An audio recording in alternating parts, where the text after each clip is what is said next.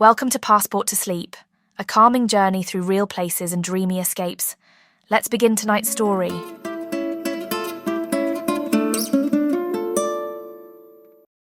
We arrived just after lunch, winding off the Pacific Coast Highway, and into a town that feels more whispered into existence than built.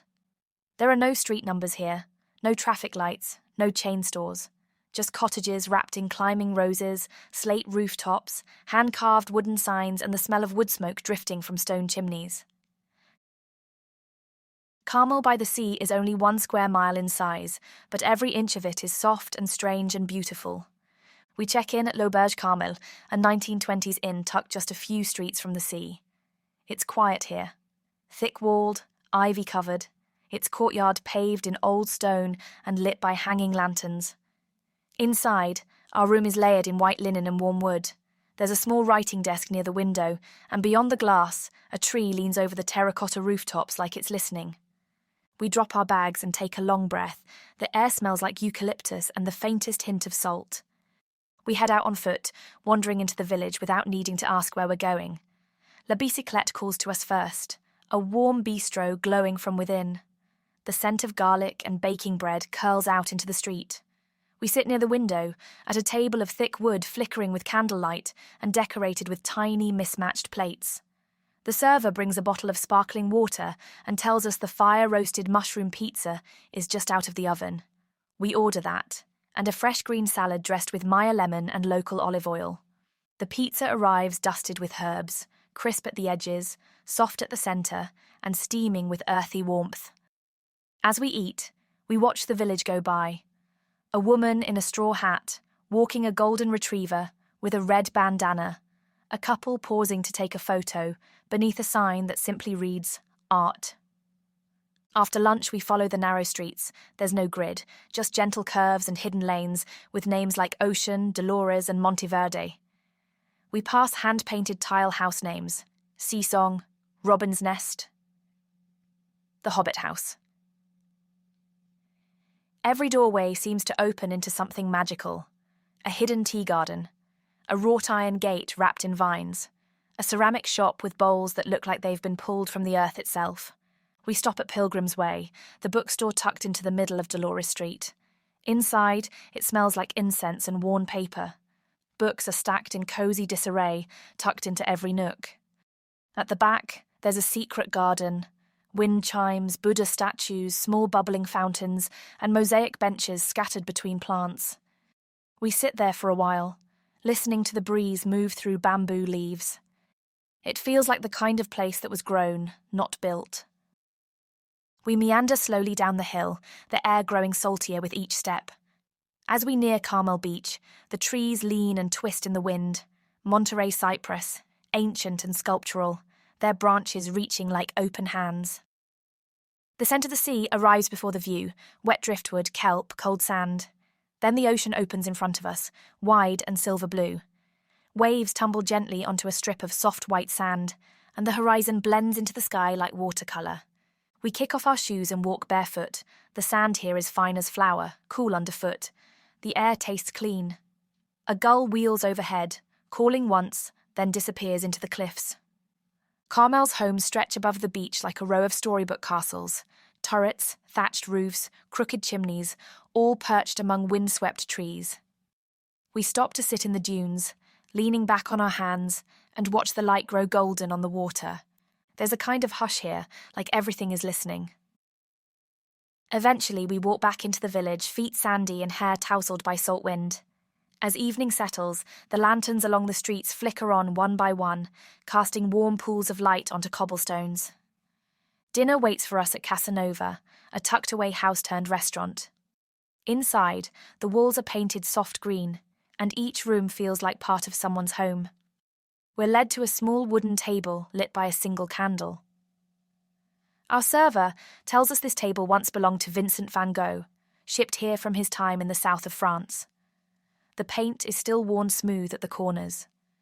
We let our hands rest on its surface, like we're touching history. Dinner is handmade gnocchi with truffle butter and shaved parmesan, followed by a slow-cooked beef stew with red wine and herbs. We share both. The flavours are deep and tender. the kind that make us close our eyes between bites. Dessert is a pear tart, light, flaky, the fruit just warm enough to bloom. We walk back under cypress trees, the night cool, the village almost entirely still. A cat slips out from beneath a hedge. Wind rustles the ivy on a stone wall. The sound of the sea, though distant now, still threads through the air. Back at L'Auberge, the courtyard is lit with quiet light. We pass through the heavy door, into warmth, into silence. Upstairs, the window is still open a crack. We lie on the bed and listen, just long enough to hear one final wave break against the shore below, one soft breath of the sea. We wake to the sound of birds just beyond the window, soft, high calls we don't recognize. The sky is pearl grey, early morning light brushing the tops of the trees. Fog still clings to the hills, not thick, just enough to make everything feel hushed. The ocean is out there somewhere, just past the rooftops, and though we can't see it, we can feel it, steady, patient, pulling the horizon into itself. Downstairs, breakfast waits in the courtyard. Stationary, tucked between ivy-covered walls and framed in flowering vines, serves quietly beautiful food on handmade pottery. We sit at a table, warmed by a small outdoor heater, wrapped in knit blankets, the air scented with espresso and baked sourdough. We start with poached eggs over heirloom grains, a touch of fennel and a whisper of sea salt. There's thick toast served with cultured butter and a spoonful of marmalade that tastes like sunlit oranges. A glass of cold-pressed pear juice, a cappuccino with foam like silk, everything tastes of simplicity and care. After breakfast, we drive just a few minutes down the coast, through a stretch of twisted trees and open sea views. The road narrows and curves as we reach Point Lobos State Natural Reserve, sometimes called the crown jewel of the California State Park System. We pull into the small lot, step out, and pause. The air smells wild, cedar, salt, and something slightly sweet like dry grass after rain. The trail winds along the edge of the cliffs, narrow and soft beneath our feet. Cypress trees line the path, gnarled and ancient, their branches stretching horizontally like they've been shaped by the wind for centuries. These are the Monterey cypress, some of the last native stands in the world, their bark silver and dark green like something from a myth. We walk slowly. The sea crashes below, but never loudly. Sea lions bark from hidden coves. Waves pour into caves with a deep, hollow sound. A pelican drifts past, wingtip almost brushing the cliff face. The wind is cool on our cheeks. Every turn in the trail reveals something new, a clearing of wildflowers, a view of a distant sea arch, a pine cone cracked open beside the path like a gift. We pause at a bluff and sit on a smooth boulder, watching the waves roll in beneath us. The ocean is steel blue now, streaked with foam. Kelp sways in long, lazy ribbons. We don't talk. We just sit. Later, we stop at Fifth Avenue Deli back in Carmel to pick up lunch. Sliced turkey with brie and fig jam on fresh baguette, a jar of olives, and a bottle of sparkling water. We carry it with us to a quiet bench beneath a cypress at the edge of town, facing west. There's just enough sun now to warm our shoulders. The sandwich is sweet and savoury, the bread still warm. We eat slowly, listening to the sound of waves somewhere beyond the trees and the distant ring of a church bell. In the afternoon, we walk to the Carmel Mission Basilica, one of California's most beautifully preserved missions. The walls are thick adobe, coloured the warm gold of worn sandstone. The roof tiles are red and hand-formed, each one slightly different. Inside the courtyard, olive trees cast filtered shadows on gravel paths. Bougainvillea climbs the walls in a slow, tangled bloom. We step inside the church and the air cools, stone floors, timber beams, candlelight dancing beneath statues of saints. The altar glows, simple and soft, and from somewhere above, faint organ music floats down. We sit in one of the old wooden pews, the kind polished smooth by time and touch, and just breathe. The quiet here feels deeper, as if the stones themselves remember every voice that's echoed between them. After the mission, we follow Ocean Avenue to the Tuck Box, a fairy tale cottage of white stucco and exposed wood beams. Built in the 1920s, it looks like something drawn in the margins of a storybook. We sit on the patio with teacups and slices of buttered scone. The tea is herbal and sweet.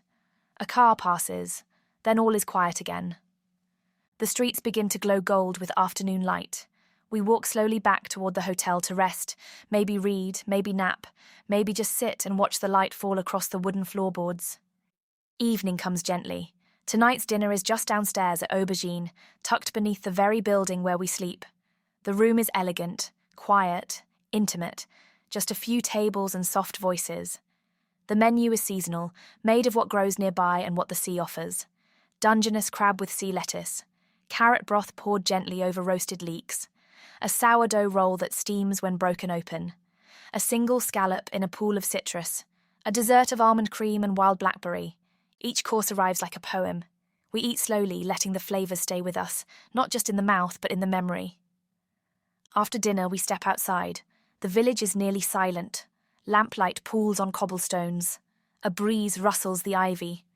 Somewhere, faint music drifts from behind a closed window. We walk hand in hand beneath the leaning cypress, down the hill to the beach.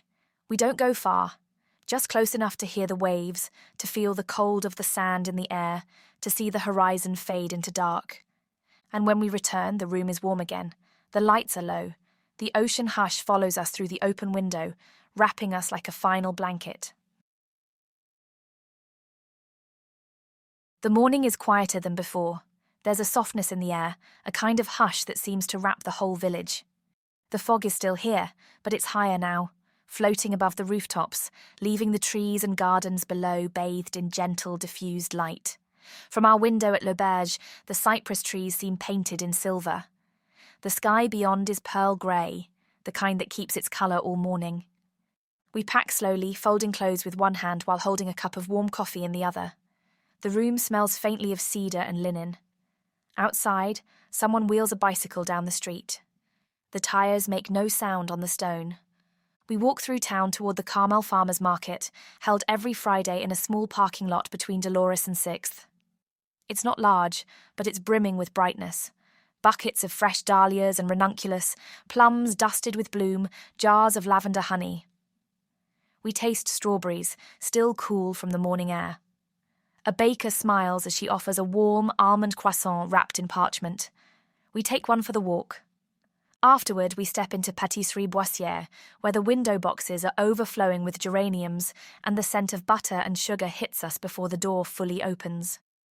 We order another coffee, why not, and sit near the fireplace with a warm apricot tart. The tart is buttery, tender, and just a little sticky on our fingers. Every bite tastes like sunshine distilled into fruit. The streets are still slow as we head toward the car. We're not leaving quite yet. There's one last drive we've been saving. We ease onto the entrance to the 17-mile drive, where the road snakes through windswept pines, quiet meadows, and rocky shorelines. The windows are down. The breeze carries the scent of salt and cypress, with a hint of distant wildflowers crushed beneath passing tyres. We stop often, because how could we not? At the lone cypress, we stand quietly. It's just one tree perched on a granite outcrop above the sea, but it's been standing there for over 250 years, facing wind and fog and time itself. Its branches reach out as if holding the horizon. Farther down the road, we pull off at Ghost Tree, where the ocean pounds against stone with thunderous patience. The surf explodes white against black rock. The air is thick with spray. We lean on the railing and watch the waves crash again and again, endless and new every single time. Then the drive curves back inland, through Del Monte Forest and past Pebble Beach. We stop for lunch at the bench, overlooking the famous 18th hole, and beyond that, the rolling sea. We're seated under a wide umbrella, with views in every direction.